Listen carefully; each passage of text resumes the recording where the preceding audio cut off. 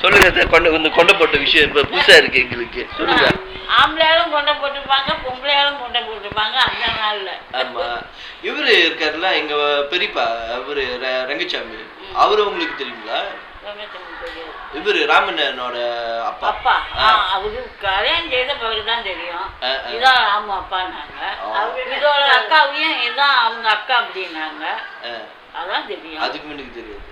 அப்ப உங்க சைட்ல வந்துட்டு 3 பொம்பளை பிள்ளைங்க தான். 3 பொம்பளை பிள்ளைங்க தான். எங்களுக்கு எந்த அட்ரஸுமே தெரியாது. எங்க அம்மா சொல்லியும் கொடுக்கல, காட்டியும் கொடுக்கல. எல்லாம் 3 பேரும் 6 இருக்காங்களாங்க. அப்பாவோட தம்பி தங்கச்சிங்களாம் மலேசியாவில் இருக்காங்களாம். இது வரைக்கும் செத்தவங்களும் காட்டி கொடுக்கல, இருக்கிறவங்களும் காட்டி கொடுக்கல, பெற்ற தாயும் சொல்லலை. அவங்க எத்தனை பேர் வந்தாங்கன்னு தெரியாது. அம்மா ஒரே பிள்ளை தான். அவங்க அப்பா அம்மாவுக்கு அவங்க ஒரே பிள்ளை தான்.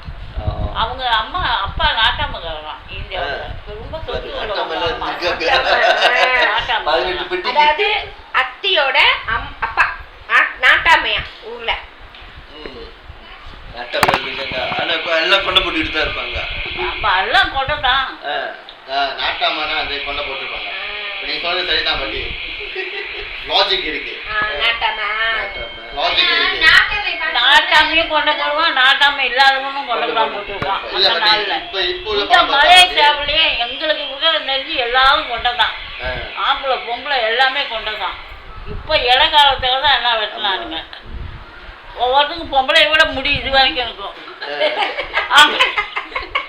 அங்க நம்ம இது ஊர்ல உண்மை ஊர்ல வந்துட்டு நம்மளோட தொழில் என்ன மாதிரி தொழில்? விவசாயம் பண்ணோமா இல்ல மாடு மேய்ச்சிக்கிட்டு இருந்தோமா? கேள்விப்பட்டிருக்கீங்களா? தண்ணி நீர் இறைக்கிறாங்கல்ல வயலுக்கு, அந்த தோல் இதெல்லாம் தைச்சு கொடுக்கறதுதான். தோல் தைக்கிறது, அந்த தண்ணி ஏற்றத்துக்கு. அது நம்ம குல தொழில் மாதிரிங்களா? இல்ல இல்ல. இப்போ முடி வெட்டுக்காரன் முடிவே வெட்டிக்கிட்டுங்க என்னென்ன வேலை செய்யலாம். அப்படிதான். ஆனா ஐயா வந்துட்டு அவர் வந்து பெரிய பண்ணை வச்சு வேலைக்கு ஆளு வச்சு பெரிய வசதியானவரா. வசதியானவர். அவர் வந்து அங்கேயிருந்து ஓடியாந்துட்டாரு. ஊர்ல இருந்து சின்ன பிள்ளைங்க ரொம்ப ஆளுங்கெல்லாம் வராங்கன்னா அவங்க கூட சேர்ந்து ஓடியாந்து வெள்ளைக்காரன் கல்யாணம் பண்ணி வச்சானா சுப்பாங்க எஸ்டேட்ல. எங்க அப்பாவையும் 2 பேரும் திருட்டுத்தனமா ஓடியாந்தவங்க தான். வெள்ளைக்காரன் கல்யாணம் பண்ணி வச்சானா பாத்துங்க. பாசதி அந்த காலத்துல அவங்க பாச தெரியாட்டாலும் வெள்ளைக்கார கூட இருந்து வாழ்ந்துருக்காங்க. அந்த அவங்க கூட எப்ப கல்யாணம் செஞ்சு வச்சிருக்காங்க. இல்ல அவங்க வந்து யங்கா இருந்திருப்பாங்க. அங்க வந்து ஒத்துக்கல, இங்க மலேசியா ஓடி வந்துட்டாங்க. இங்க வந்து வெள்ளைக்கார கல்யாணம் பண்ணி வச்சுட்டா. பாட்டியும் வெள்ளமா பாட்டியும் ரொம்ப பாவமா இருக்கும். சிறு வயசுலயே கல்யாணம் கட்டி அவங்க அங்க இருக்க முடியாம தானே ஒடியாந்தவங்க தானே இங்க. அவங்க கதை பெரிய கதை. காதல் பண்ணி வந்தவங்க தான். காதல் இங்க வந்து தான் கல்யாணம் பண்ணது அம்மா. மலேசியாவிலே நியாயமான சொத்தோட தான் வாழ்ந்துருக்காங்க சிறப்பா. உங்க அம்மா அப்பாலாம்? அப்பா எங்க அம்மா அப்படிதான் ஒரு பிள்ளைக்கு ஓடியாந்தாங்க. என் மாமியாலாம் அப்படித்தான். மாமியா குடும்பம் தாங்க முடியாம ஓடியாந்தவங்க எங்க மாமியா.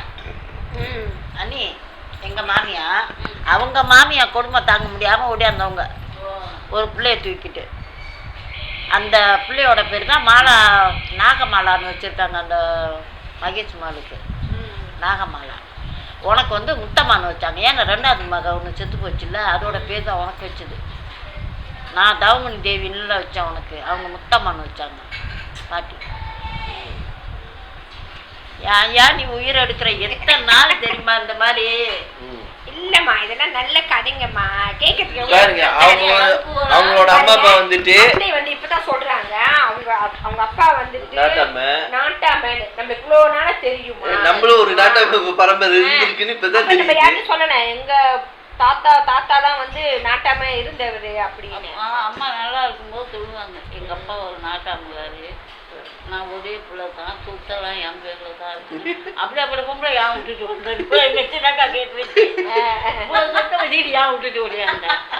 இது ஓடியாரு சொல்லிச்சு வந்துட்டேன்.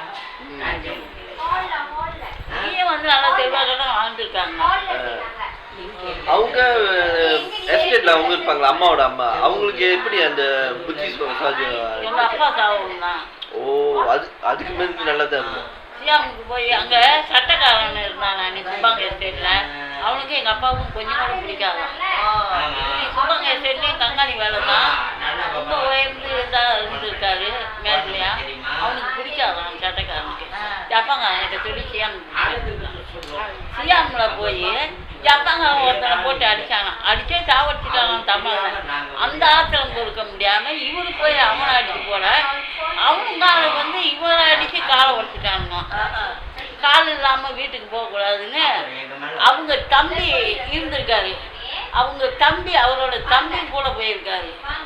அப்போ ஒரு தூக்கு மாடி செத்து போவோம், அந்த போட்டோவை அப்படியே பிடிச்சி அனுப்பிட்டாரு அன்னைக்கு. இதை பார்த்தது பிடிச்ச கீழா தான் அவங்களுக்கு. கீழா பிடிச்சாலும் அடுத்தவங்க வீட்டில் ஒரு பொருள் வாங்கி கொடுக்க மாட்டாங்க. யாரு பாட்டி? பாட்டி பாட்டி. அப்போ பிடிச்ச கீழா தான். அத்தை சொன்னாங்க என்னமோ அவங்க நகையெல்லாம் கொண்டு போய் என்னமோ யாரோ ஆத்துல போட்டாங்க, அதனால தான் அந்த மாதிரி ஆயிட்டாங்கன்னு. நகை இல்லை, பேங்க் சூறாலாம் கொண்டு போட்டாங்க.